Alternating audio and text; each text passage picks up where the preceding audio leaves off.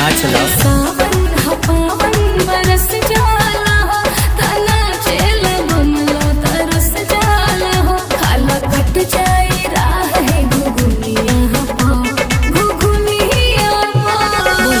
सुना ए भाभी